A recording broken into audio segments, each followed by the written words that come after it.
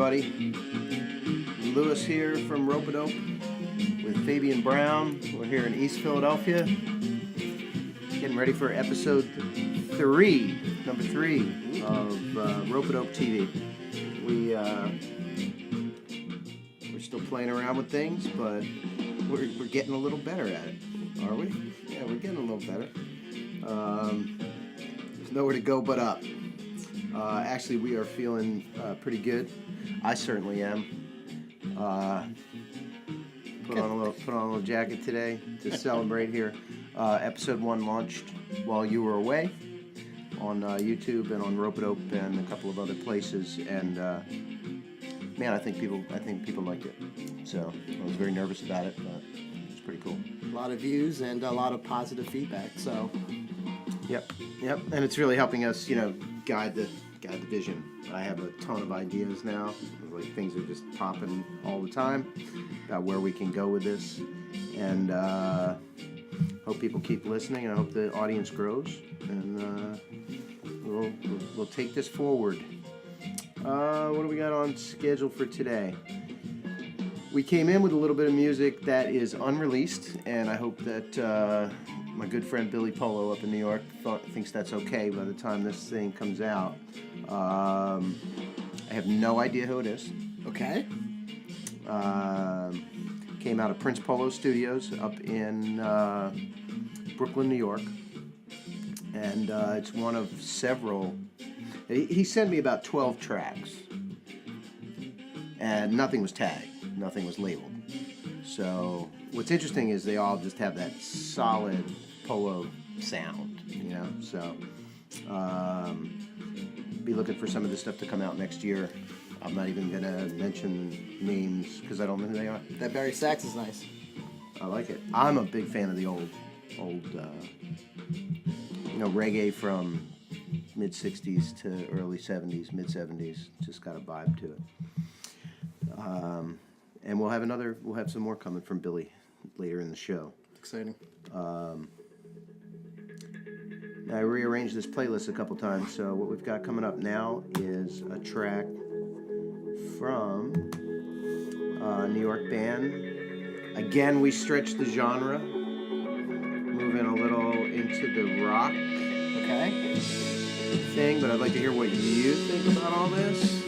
How does this feel to you? Like, to me, it's presented to me as rock, but everything's starting to sound like jazz, so what do you feel? I think anytime you have horns on something, the first point of view maybe someone from the outside looking in would be jazz. Instrumentation-wise, what I'm hearing now, it's definitely more on the rock side, but I'm digging it. Nice. Let me get the details for everybody here. That's the wrong one. Here we go. It says a gentleman by the name of Will Hansa. Will was in a band called Killiam and the Sky Thieves. Okay. Whose record we put out last year. And I'm feeling that's so loud right now. Will's the guitarist in that band, and he started this new project called Escaper. Okay. And I'm going to run down the personnel here in the band. Will Hansa on guitar. Jay Giacomazzo on bass. He was also a bass player with Killiam and the Sky Thieves. Andrew Nesbitt on drums, a.k.a. Nez. Plays in a few different bands here. Black Bear Tribe, Morning Sea, the Jacks of Kings County. Johnny Butler on saxophone. Oh, okay. Has played the jam band circuit in a big way, it seems. Government Mule, Strange Folk, on and on. And Adam Ahuja. Adam! Surprise. So Adam from the Flowdown. Little secret, Adam also has a solo record coming up on Ropeadope sometime next year. And I owe him an email to get that thing rolling. Adam's doing a lot, man. I'm checking him out on social media, and he seems to be playing everywhere, checking out a lot of shows, and doing what you need to do exactly to make it these days, right? And there's the thread. It's kind of funny how this all works. Again, Kufnots Yep. was playing here in East Philadelphia. When? It was about 2 years ago. Was at an event called the Breast Fest. Okay. And I went because it was called the Breast Fest. Right. And Adam was there. Just saying. Adam was there, and that's how we met. And so, it goes on and on. Adam has an interesting thing. I think he I'm going to leave that one. I might get that wrong. So there was an interesting connection that he had with someone in the jazz world. And it's not coming to mind right now. So, anyway, these are an interesting set of young guys from New York that are just doing different things. And I like to see this come from all angles, it seems, at Ropeadope these days. Okay, add him back up here. He was up here a couple months back, and I just remember the conversation with him was this very, very easygoing, laid-back kind of guy, but super, super knowledgeable in his craft and music in general. Yeah. They're going to come down here. I think the whole band is planning on coming here on November 29th. And wow. I think that's on the calendar. And you know what? We're going to do an event on that. So if anybody's in the area and they're seeing this before 11/29, come down to the store and chat with Escaper. This single is going to come out on December 9th, I believe, 2nd or 9th. And then the record's coming out in January, full record from Escaper. We're going to have some other things come through. We're winding down to the end of the year.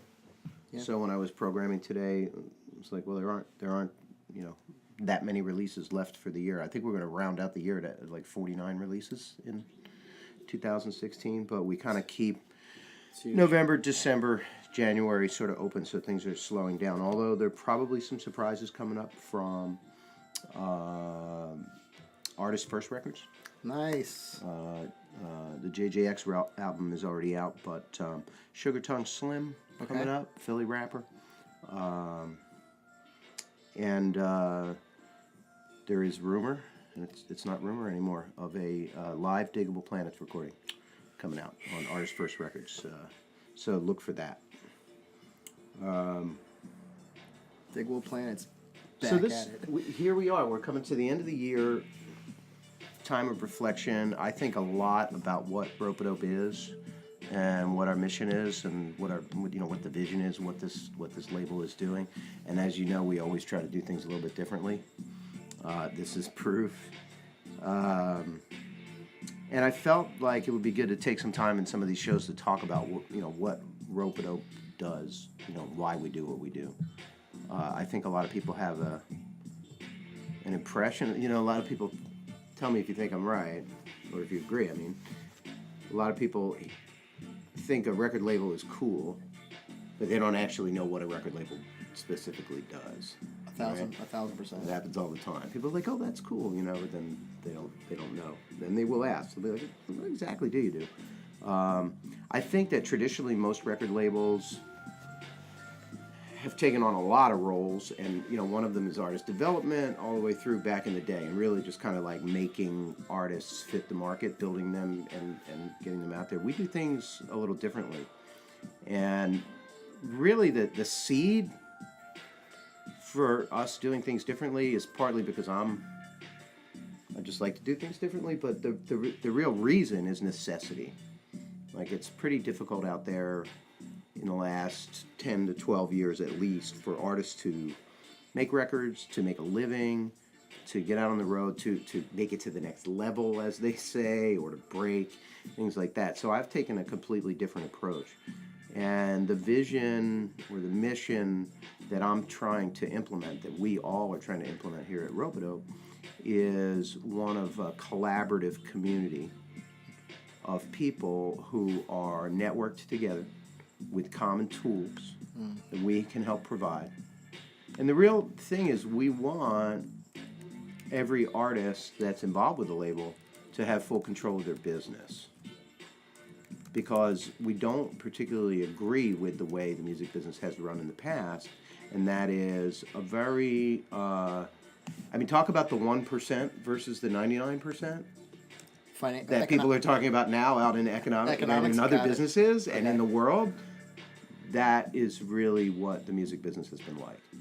I mean, there are people making very large amounts of money, but a very, very, very small percentage of the people who try music as a career and who play music on a regular basis are in that club.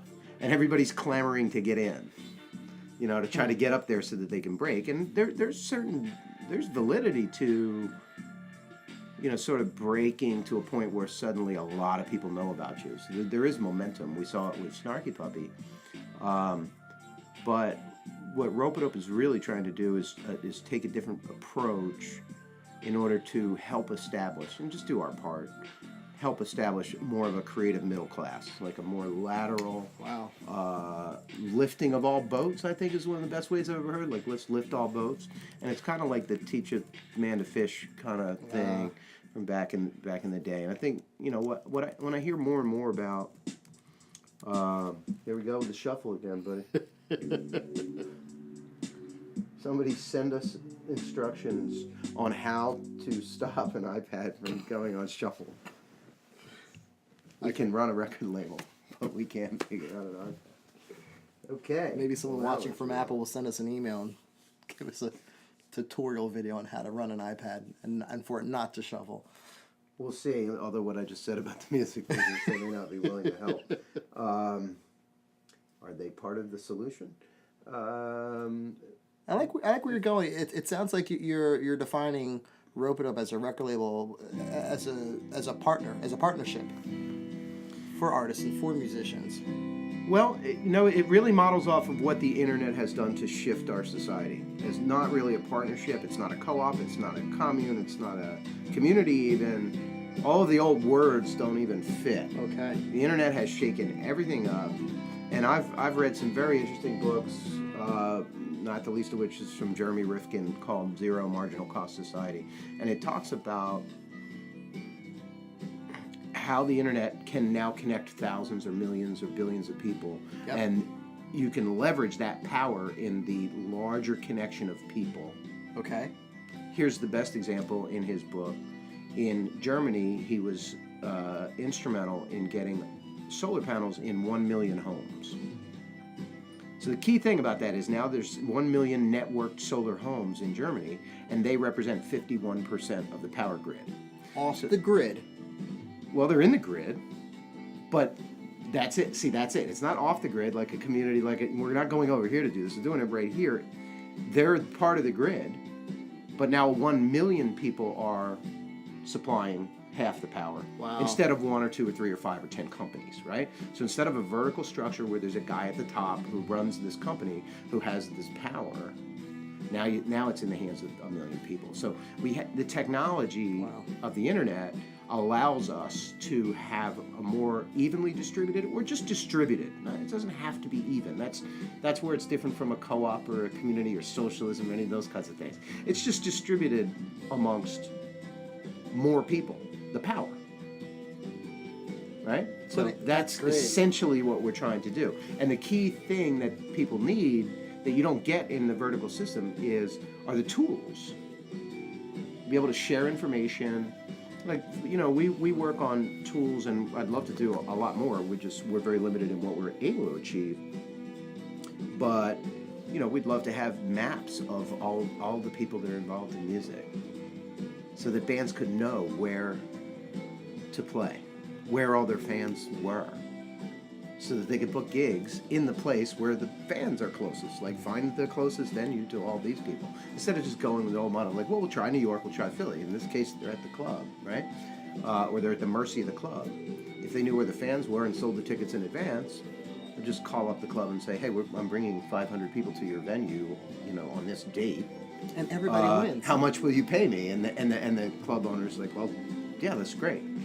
I'll pay you this much, instead of the other way around, with the powers in the hands of the club owner. Clubs win, no fans disrespect. win, musicians win. It's efficient. It's efficient, and it's more equitable. And that's my first shot at what will become an ongoing discussion about what the mission of Ropeadope is. Okay? So I won't bore anybody any further. We just come through a track. I think, are we in the middle of it? This is from Killiam King in Dublin, Ireland. The band is Atlas. The track was Affinity. And I want everybody to pay attention. If you're in Ireland, that track, or that whole album is going to be released in a few weeks. Actually, in 2 weeks. And then it's going to come out worldwide in January, at the end of January. Love but it. if you're in Ireland, and I hope to be there in a few days, we'll see. Got a little Then trip you can, coming up. Then you can get it. We'll talk about that in a second. Let me see where I was here. How are we on time? Halfway. Man, time flies when Lewis talks a lot.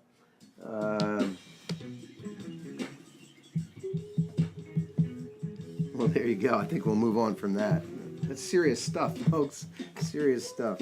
Thanks for staying with us this long. You make me laugh. So, yes, I have a trip coming up. So I'm headed to London. We're going to do an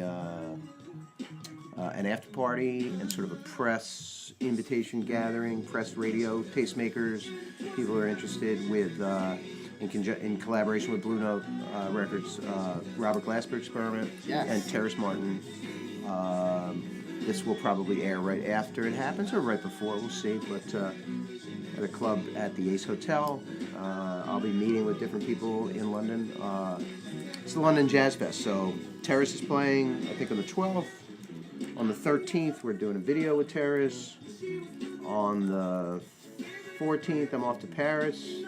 Back on the 15th for this after party. On the 16th, Christian Scott plays. Oh, that's great. And then on the 17th, back to Paris for Yasmin Kidd, who we heard a couple of weeks ago on the show, for her record release party in Paris. And then on the train right after the show back to London to get on the plane the next morning. So overnight, I'll be getting a taste of what musicians deal with every day. Crazy schedule. Who's this? This, another thing I want to do, we're going to be counting down the end of the year, all right?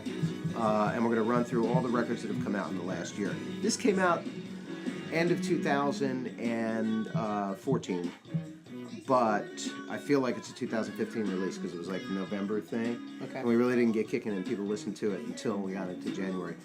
This is Killiam Shakespeare out of Philly. Steve McKee, Corey Bernhardt, and Chris Turner on vocals, sounding an awful lot like Marvin Gaye, in my opinion. Great stuff. But so we're gonna sneak in songs from 2016 throughout the rest of the show for the rest of the year, so we can relax a little. So one of the ideas, I don't know how we do this on timing. I think we're all right. Yeah, we got some time. We talk about, I mentioned distributed collaborative networks and, people connecting. And, we're seeing a lot of this in the town that we're in here in East Philly in Haddon Heights. We're seeing, pop-up businesses. Yep. Less vertical structure, just a smaller business. And there's one right down the road called Tonewood Brewing Company. Yep. You been down there? I've been down there plenty of times. Good. What I really liked about Tonewood was they didn't really, they're not going over the top. They're not trying to, build it to a huge company. They're not trying to beat Budweiser someday, or even Southern Tier or Victory or Sam Adams. They put a brewery in the back of a warehouse on the main street in a small town, and then they put a bar in between the brewery and the front. They put a couple picnic tables in, and they make great beer. And so the idea came to me today to run over there and grab a couple of their beers and pair them with some Ropeadope songs. Oh, man. Right? So I'm checking to see how I did it. This is actually supposed to be the pairing, so and we've already opened the beer. So we jumped the gun on that. But here it is. So this is I'm just off today, man. We're just gonna pause it for a second. So Tonewood, we put that up there. Love that. Get out of the brewery. This is not an advertisement, folks. We're talking about people who are local business that we respect and just things we like. And my real reason for this, there's an incredible parallel for me between craft, everything, and the music that we put out. That's true. I don't think people really think of it that way, but that's what these people are doing. That's what all of our artists are doing. They're making craft music in small batches, organically. All those buzzwords. It's all right there. And so I thought it would be good to kind of pair up these things. Cool local business doing extremely well. Well received in the community, and they have music out front. It's wonderful. So they've got us. What do we got today? The Pilsner. I like it because it's low alcohol content. And what do you think? I mean, I'll tell you what, Tyler and Eli, so these guys, we've had them out for a few of our festivals here in East Philadelphia. And every time, we've had them on 3 different events, every time they come, they sell out. All the kegs are tapped.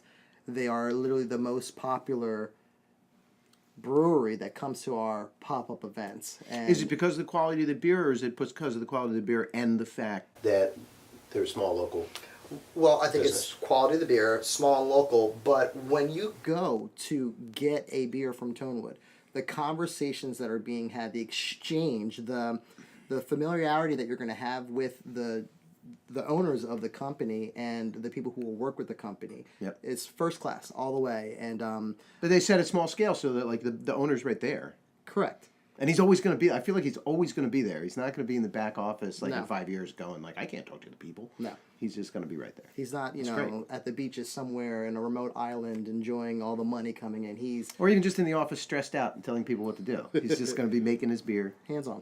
Yeah, it's good. It takes hard work to do that and to stay with that. But I like the way that he kind of caps out his top, like how big the business can get, Right. and keeps it real. Is that what you? Is that That's kinda that's what what you I'm were getting saying. at? I'm telling you, these guys are first class guys. I can't say anything bad about them. I've known them for only a short period of time, but just on the onset of getting them to participate with our pop-up events, they were all in, no questions asked. What do you need? We'll be there. Nice. I have to say, I found out tonight that they're fans of the label. I did not know that. Big Snarky Puppy fans. I did not know Sean that. Martin, etc. Yep. Really? Yeah. No, I went in to buy these 2 growlers, and they're like, "You're the Ropeadope guy, right?" And Snarky Puppy, and Sean Martin, and Christian Scott, and yeah. So Good news travels fast. it was good. So let's just jump right in. We're gonna crack another one and try something new. That means you got to finish this. And we got to try another beer. No pressure. Remember that time that we tried the pairing thing and it didn't work? Oh, that was this time.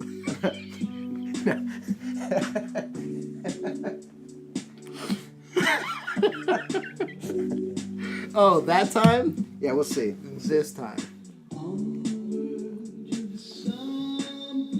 We need new glasses. The Pilsner's nice. I like the pills. I could drink that all night long. This one's going to be a little tougher for me. And I mixed up the pairing. I got it wrong. So the other I one. felt like the Pilsner should go with this track. This is the Sharp Things, Perry Serpa out of New York. It's got more of a Pilsner feel to me. And this, of course, will be the IPA. No, this is the Saison. Okay, I thought I grabbed an IPA for Killiam Shakespeare, but let's see how that tastes. Wasn't there a time when you were like not allowed to drink on TV? Is that still true, or we're not really on TV? Is that how it works? This is all. We make the rules up as we go, I think. That's awesome.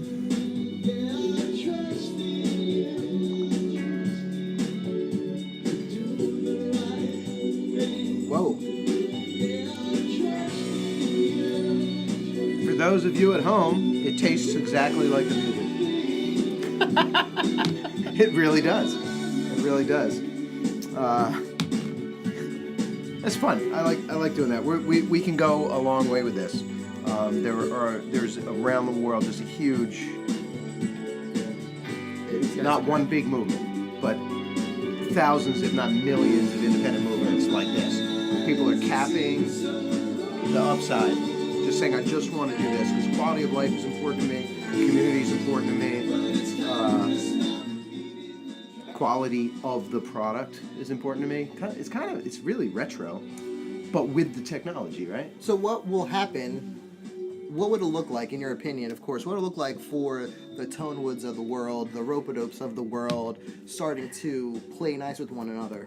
You know, different industries coming together.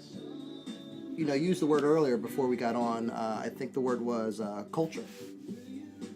Yeah. Well, we were talking about a cultural center, possibly doing something down here. I think that the first hurdle is dropping, and that is the perception that we're all in competition. This is not a natural human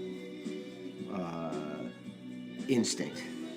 This is a taught instinct or a taught behavior based on the last 400 years of the privatization movement, and that has led to modern day capitalism.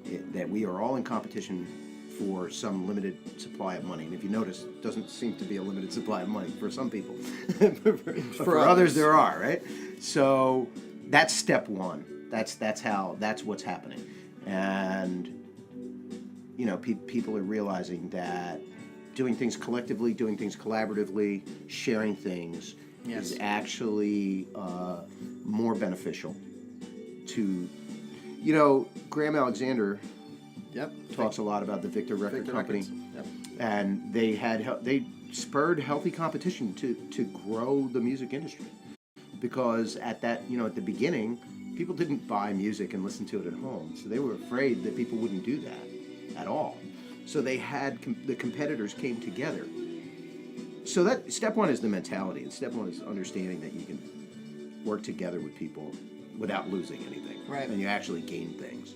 We can get into the politics of that too, but you know, we'll save that for another time. We'll let that one go. A couple more days and we'll find out. Next step is the tools, you know, and understand that the whole time the big guys are trying to not let you use those tools for those purposes. And it's not sinister. It's not like some, you know, Illuminati thing. It's just that it's not in their best interest for all this growth to happen laterally instead of in a pyramid to flow towards them. So sharing those tools and, you know, working it out. And that's, you know, we'll move on to step 3 and step 4 in another episode. Yeah. Love it. Are we already out of time? We're coming towards the end. That's amazing. I'm just going to put on a little more Billy Polo here. Take us out.